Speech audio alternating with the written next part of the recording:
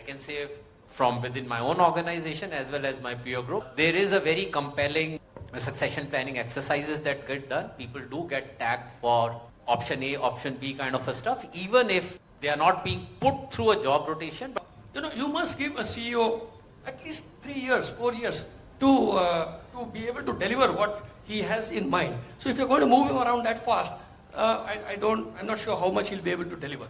Oh, it's just my friend who's sending me a link, or it's my friend to whom I can give credentials. All of these are behavioral and socially engineered frauds which happen a lot of times in your and my daily life. So our products have to be, or offerings from banks and financial institutions have to be flexible enough to ensure that engineering does not take place that easily.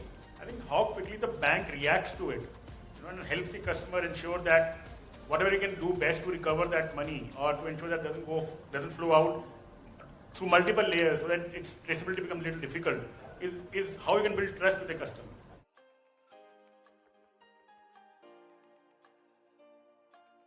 One of the interesting discussion in the group was used to be like the Foxconn, the iPhone sampler manufacturer. What they do is they have a rotating CEO as a concept. Now, where it comes into the trust is basically the continuity, where the bank is moving, the brand is moving, right? And it talks about the corporate governance. So today, if you look at the Indian banks, the succession planning is not that scientific, at least from an outsider perspective. From a perspective of a public sector bank, there is a rotating roles and all as a policy, and which works so far so well. Private sector, I'm not sure whether all the banks are. So what are your thoughts on that? I mean, when you look at probably over the last 1 decade, within the private sector bank, succession planning on the CEO leaves much to be desired. But on the next N-1, N-2 layer, I can say from within my own organization as well as my peer group, there is a very compelling succession planning exercises that get done. People do get tagged for option A, option B kind of a stuff, even if they are not being put through a job rotation, but at least there is a very, very hard tagging at N-1, N-2 on how the career progression and alternatives can be addressed. I think there is definitely a lot of succession planning in the banks, at least as I have seen it. It's not that it's not there, it's very much there. We're talking of succession planning at the CEO level or at the general level, okay? So we have a proper system there where there is a sort of a movement of top level executive between banks. I'm talking about public sector banks.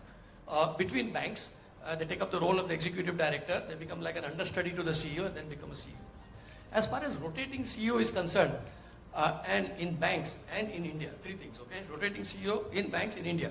So I'm not sure, it's very aspirational. It may have happened in Foxconn in Taiwan, but as far as the situation here is concerned, I'm not sure whether we are still ready for having a rotating CEO, because then who is going to be accountable for what? It's like that. Who's going to be accountable for what? Because Mr. X is there, he goes, then Mr. Y comes, and Z and things like that. Okay, so that may pose challenges. Secondly, you must give a CEO at least 3 years, 4 years to be able to deliver what he has in mind. So if you're going to move him around that fast, I'm not sure how much he'll be able to deliver. And thirdly, in India, so CEOs have to be approved by the Reserve Bank. I don't know whether they will approve such a thing. So it may work in Foxconn. In Foxconn also, I think it's been done only once. How to reduce the distance between or variations between expected due diligence and realized due diligence. To mean what actually happens. So Yeah. if you do it properly, as per the regulations, then both will become equal. That's what I think. But in practice, does it happen? Well, in practice, all theories don't work. In theory, all practice don't work. So I will say it works to an acceptable level. It cannot work 100%. It works to an acceptable level, definitely. Otherwise, India would not have been. India would also have been in the grey list by now. I bet here. In India, we have Android, 95% market share, open ecosystem for the OS. Every device company implements separately. The trusted environment in the OS is different for every device. Even the same device, different models in the year have a different OS implementation. And because of that, we have a very high degree of fraud. RBI says 14.3 billion rupees of fraud in 24. The dark web is one step ahead of all of us.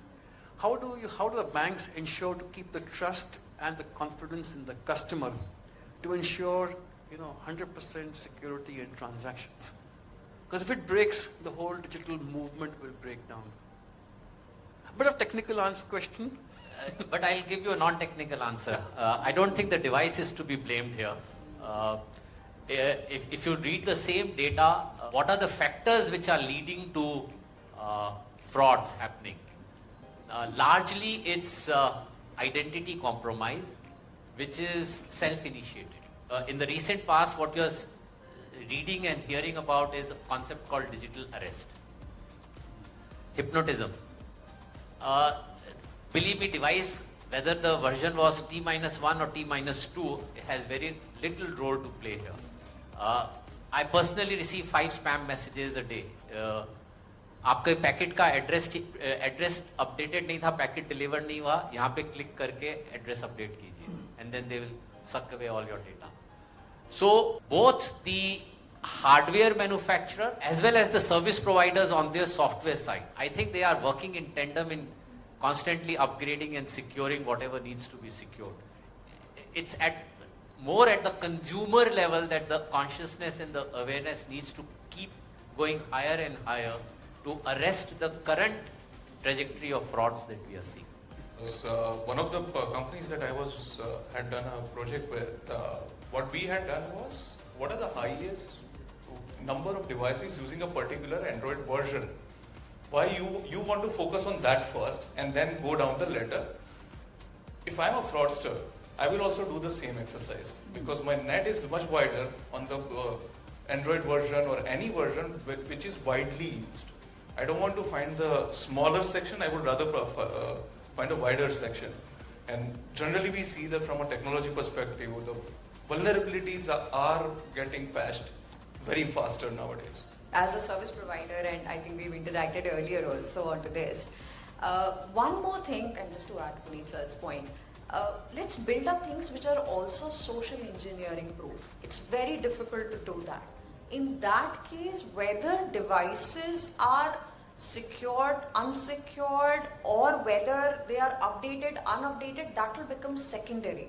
The first thing becomes we as a customer also and as product developers as well, at least our products are or our offerings are social engineering proof or flexible enough to be able to take care of all of this. Like he said that you get a link and say that put in your package address. A lot of time people are like, oh, it's just my friend who's sending me a link, or it's my friend to whom I can give credentials. All of these are behavioral and socially engineered frauds which happen a lot of times in your and my daily life. So our products have to be, or offerings from banks and financial institutions have to be flexible enough to ensure that engineering does not take place that easily. Unless the SMS handle has some part of the name of your service provider, you can simply just ignore it. If it's a direct number which is texting you, just ignore it. It is 99.9% spam, fraud, and What you said was, though, in case of a trustworthy transaction gets compromised or entity gets compromised and the funds get channeled out of the account, I think how quickly the bank reacts to it, and helps the customer ensure that whatever he can do best to recover that money or to ensure that doesn't flow out through multiple layers so that its traceability becomes a little difficult, is how you can build trust with the customer. I think that is very, very important because how quickly we react to it is what will differentiate a bank from one bank to another bank, and that will help you build the trust. These things will happen, sir. As Puneet mentioned, these things will happen because awareness or understanding is still coming up, right? But these things will happen. But how quickly we do that and how quickly we react to it is what will create a difference. Because I would try it right now, opening a bank account, okay, and using the conventional method, without any mobile number or no internet banking or anything. It took almost for a bank about 7 to 8 level of approvals, and it took almost, it's a real-time case, I have an email, so I don't want to disclose the bank's name, it took 45 days. Okay, and now we are going into a net banking and all these things, but where the trust will build. Because suppose if we are saying the senior citizens and this thing, we should not touch the SMS or this thing. But if somebody would like to do only conventional type of banking, it is not happening. Second thing, what is a guarantee, like many of the cases we see by children are playing on the mobile games and this thing, if SMS comes, it ticks on that, certain credit card gets processed. But credit card generally gets settled in 48 days or 7 days, or those kind of merchant banker has a setting. But those monies are not credited back, or neither the customer are having any insurance. Like compared to overseas, any other places like US and UK, if you just call up, pick up the phone and this thing that this transaction is not authorized by me, it will be immediately blocked. So why these things are not happening here? Because if I have a lot of case study, I have done this thing. Even in a credit card also, when you call them up for any fraud or any mistransaction, it takes lot of paperwork and this thing. So why that time the net banking or those things are not happening, instantly stop? There were two questions. Question one was 45 days to set up an account. Let me assure you it's an outlier. That's not how the industry standards are today. On a digital roadmap, there are banks which are able to open an end-to-end full KYC account in 20 minutes flat, powered by video KYC. That's one extreme.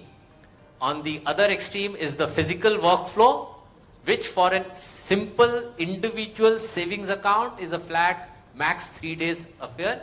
Those are the gold standards that the industry is following. 45 days is an outlier.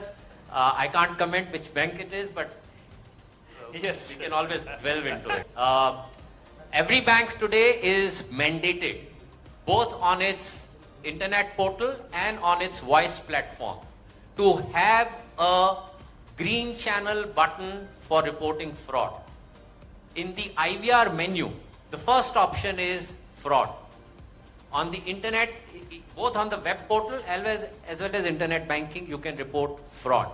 There are separate, fully dedicated fraud control cells working for every bank. And I can give you 100 instances of how every bank is working overtime to intervene ASAP and prevent flow out of money from their system. So I think it's, again, if there has been an adverse experience about banks not responding, it will be an aberration, not the rule.